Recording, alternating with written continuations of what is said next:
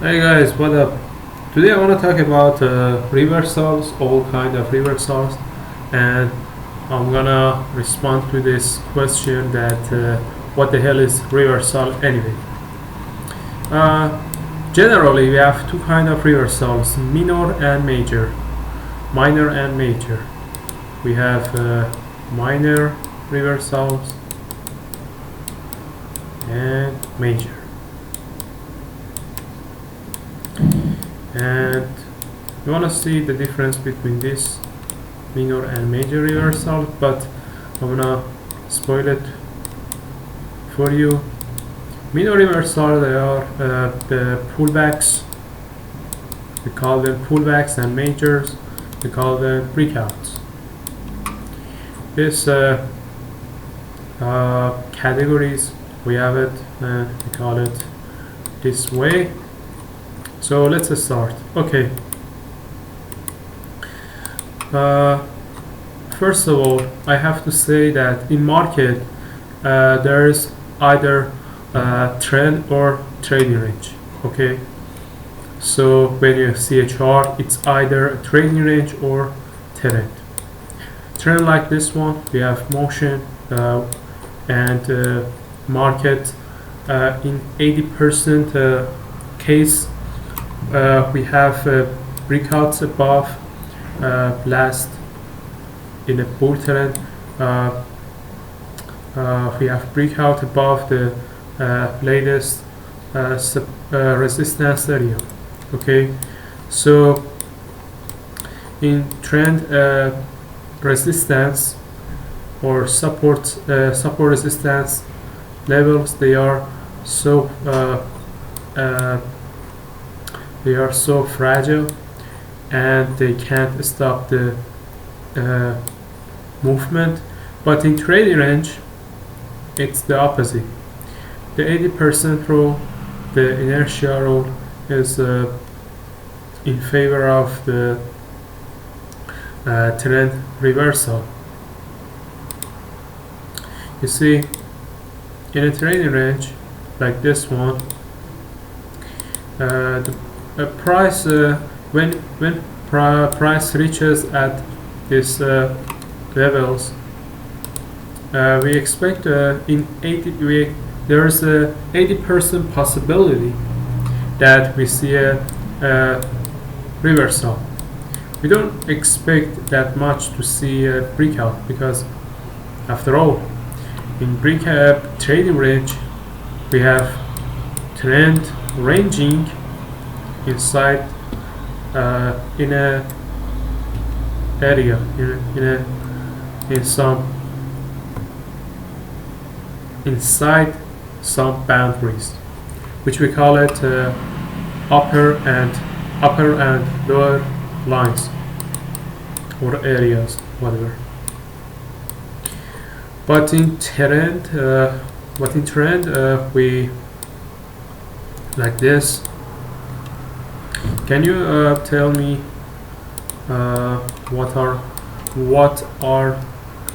can you determine the support resistance areas?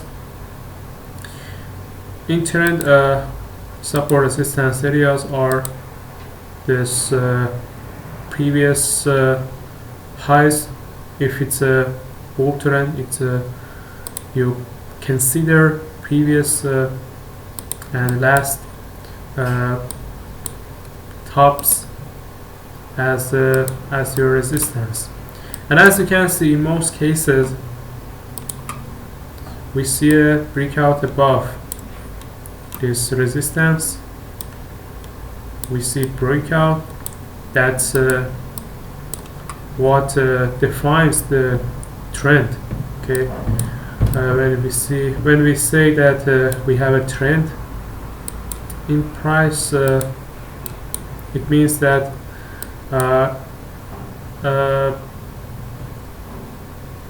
we cross the resistance, cross the support areas, and nothing can stop the price, like this one and this one.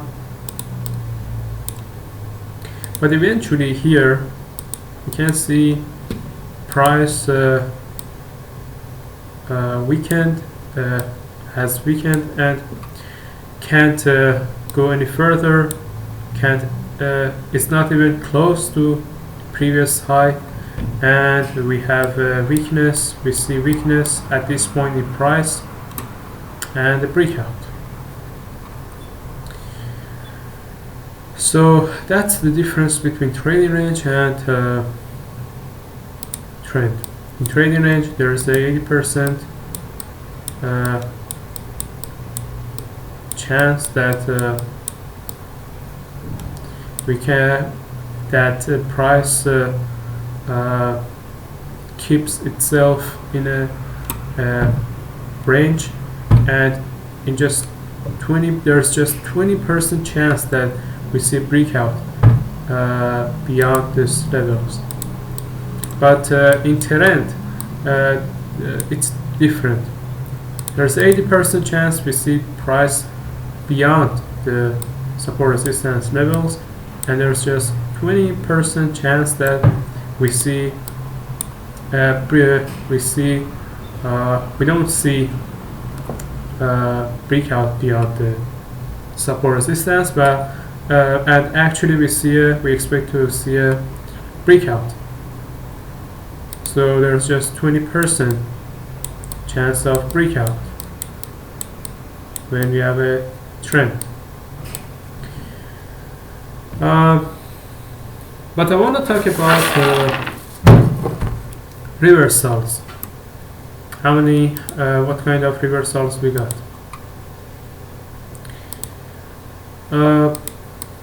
Okay, generally we have two kinds of reversals: minor reversals and major reversals, as I said at the beginning of this video. Minor reversals are just pullbacks.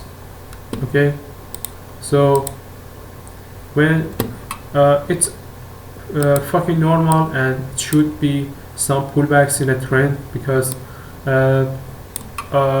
some traders, they just scalp, they do a scalp, they don't stay in position for a long time, they don't get all of this swing, they just take 10 or 20 pips profit, and they they close their positions, or partially or full of their position, partially or completely. So when they execute their position, when they close their position, when they want to take profit, it means that we have a reduction in strength of the price. So we have a weakness here. It means that the pressure, the buying pressure, reduced here. But by the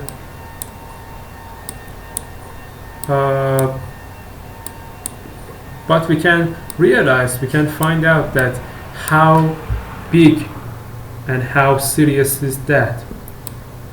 The more you have the bigger pullback you got, the deeper pullback you got, the lower chance you got, the lower chance is there for trend resumption, and the smaller pullback equals bigger chance of trend resumption. So when you have a big pullback, deep pullback, it reduces the chance of trend resumption. Okay, it may you may see a breakout. Okay, and it can be a sign of changing direction of the trend. But yes, we will talk about pullbacks later, but here I want to specifically talk about minor reversals. Let me erase all of this shit so we can see it more clearly. As you can see here, we have this minor reversals, and there are actually price tries to reverse the actually there's always some attempts to change the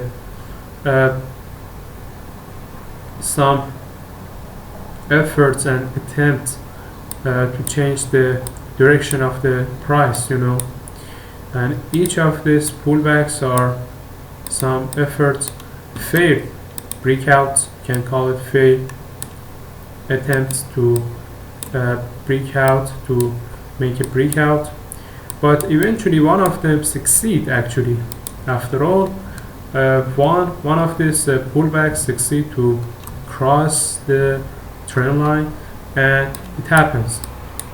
But as you can see, 80% estimated, it's an estimated rate that 80% of the time reversals fail, which we call it pullbacks. These pullbacks or minor reversals, they're minor, they are teeny, they're not significant, so we call it minor or pullback or failed reversals or failed breakouts. But one or two of them happens, like this one we have here. We have this, we don't call it a minor breakout anymore or minor reversal anymore. It's not a breakout anymore. It's not a pullback anymore. We can call it a breakout or major trend reversal, as we call this minor trend reversal. We call this one major trend reversal.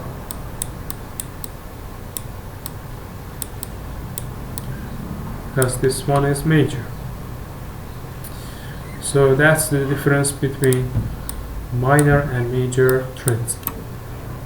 Minor and major reversals trend. Let's check out another trend. This time bear trend, like this. Okay, can you tell me what kind of reversal is this one? Yes, it's minor, whatever. And why is that?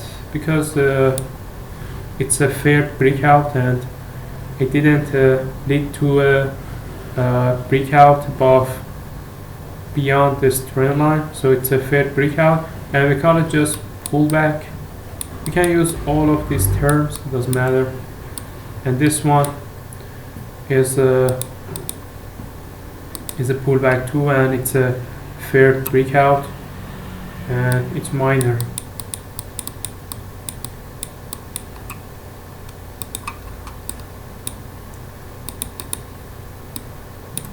What about this one? Okay, if it was at this point, and if we didn't have the rest of the market, and if the price was at this time, we would say, okay, so far it's a minor breakout, but it led to a major, it led to a breakout, so it's not a minor reversal anymore, and we call it a major reversal. After all, we see a fucking breakout beyond and above this trend line. But about breakouts, I have to add something, that is, most breakouts, they don't turn to another trend price trend price. They don't lead to a opposite direction. They don't turn to a opposite direction because in most cases, first we see a breakout and then we see a trading range, and after that we see a trend. That's the market cycle. But in rare cases, we see a bear trend and bull trend after that, without any trading range between them. But that's not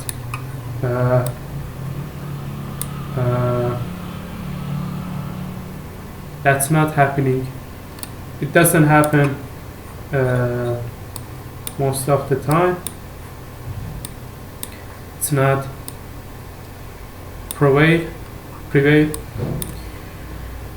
And what about trading range?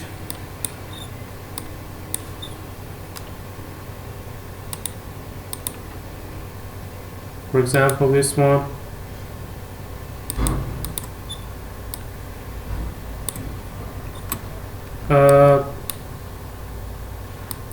You see in a trading range we have bottoms and highs, high bottoms and tops, and all of this they are just legs inside in this within this trading range. But this one is a fucking breakout, and after a breakout, what do we expect to see? Is